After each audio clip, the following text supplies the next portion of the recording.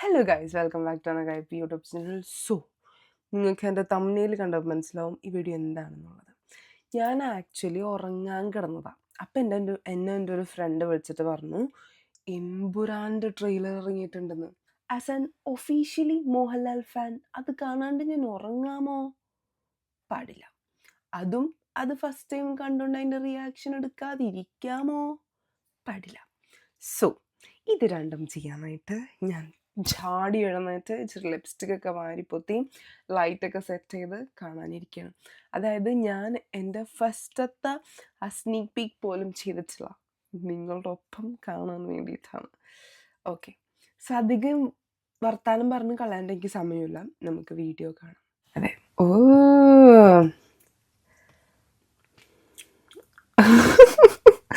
ഈ നാണാവണം, എന്തിനാണാവോ?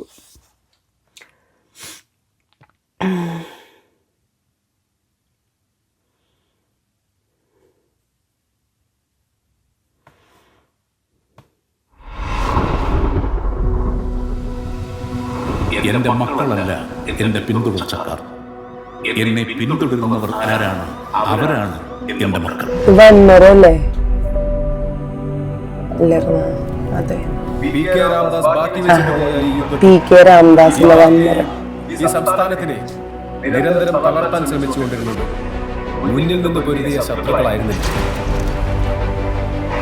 കേരളത്തിലെ കപട മതേതരവാദികൾ ഞെട്ടിത്തരിക്കാൻ പോകുന്ന ഒരു വാർത്ത നമ്മൾ ഉടൻ തന്നെ കേൾക്കും. राजनीति एक धंधा है हमारे देश में. പക്ഷേ വരുന്നതേ അത്ര ചില്ലറ കൈയാണ്. മനുഷ്യ ജീവന് മുകളിൽ ഒരു രക്തബന്ധത്തിന് വിലയുണ്ട് എന്ന് ഞാൻ കരുതുന്നില്ല. കുറവില്ലമാരുണ്ടല്ലോ. ഈ ഡ്രഗ് ജിഹാദി ഗ്രൂപ്പ്സ് ഇവരെല്ലാം ജനറലി കേൾക്കലാണ്. Stephen, where is he now?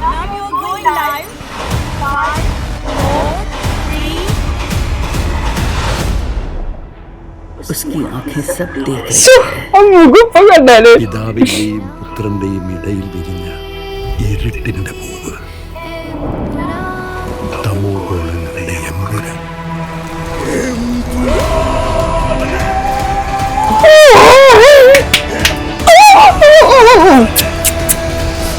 Isho മിശിഹായ്ക്ക് അല്ലാതെ ഇന്ന് ഈ ലോകത്തെ രക്തബന്ധം എന്ന് പറയാൻ എനിക്ക് ഒരാളേ ഉള്ളൂ അങ്കിൾ. പണ്ടെപ്പോഴും കേരള രാഷ്ട്രീയത്തിൽ വെറും ഒരു MLA മാത്രമായിരുന്നു ഒരാൾ. അയാളെ എന്തിനാണ് സാർ ഇങ്ങനെ പേടിക്കുന്നത്? നമ്മൾ അറിയാത്തത് എന്തോ Stephen നെടുമ്പള്ളിയുടെ കഥയിലുണ്ട്.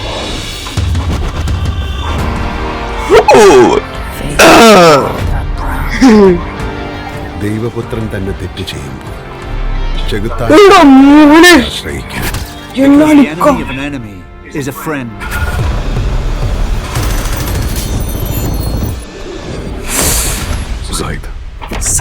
Said Masood. Said, you are Luke.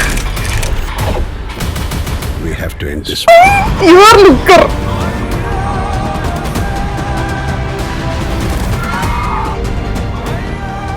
So Stephen, come back.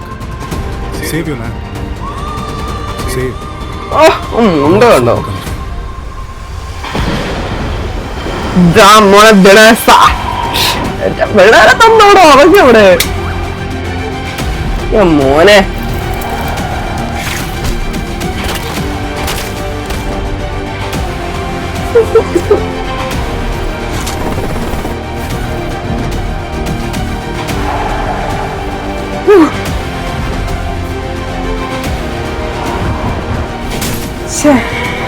ഒറ്റയ്ക്കാ വേണ്ടി വന്നിട്ടോ മോനെ. എന്ത് പിടിച്ചാല് ലുക്ക്.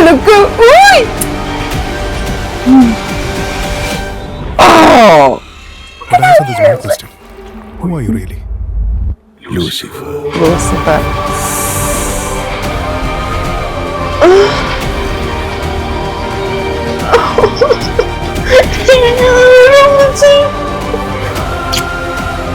ഓ സൂപ്പർ, രണ്ടുപേരും സൂപ്പർ. എന്നാ ലുക്കാടാവേ. 27th മാർച്ചിൽ ഇറങ്ങാണ്.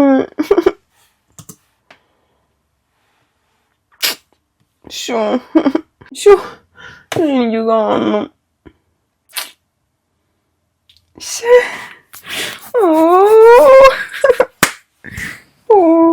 ഇതിപ്പോ ഞാനിങ്ങനെ കാണാണ്ട് ഉറങ്ങിപ്പോയി നഷ്ടത്തിന് ഞാൻ നാളെ കാലത്ത് എന്നിട്ട് ഒന്നിട്ടിരുന്ന് കാണും എന്റെ ഒരു ഇതിന് വേണ്ടിട്ട്.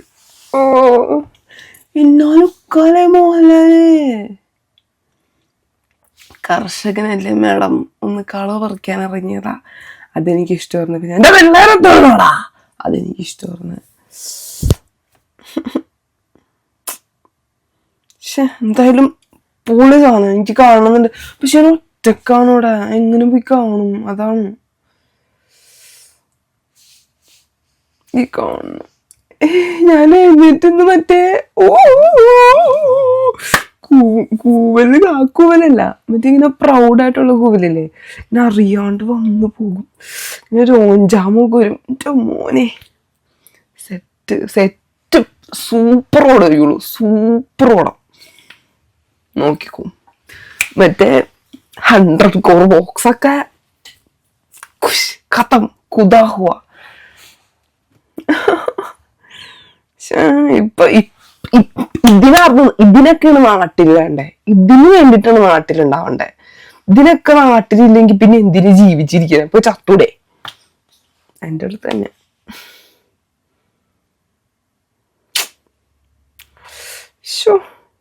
എന്നാലും ഇത് ലാലേട്ടോ, ഇത് വല്ലാത്തൊരു ചതിയായിപ്പോയി.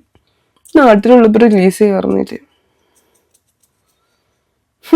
എന്തായാലും സൂപ്പർ പടം എമ്പുരാൻ. അത് വെയിറ്റിംഗ് ആയിരുന്നു. 27 ചാനൽ റിലീസ് ആവുമ്പോ എനിക്ക് കാണാൻ പറ്റാത്തതിന്റെ വിഷമത്തിൽ ഞാൻ വല്ല തൂങ്ങിച്ചാവാട്ട് ചെയ്ത് നോക്കിക്കോളുന്നത്. അപ്പൊ അത്രേ ഉള്ളൂ. Bye, good night. ഞാൻ ഉറങ്ങാൻ പോണു.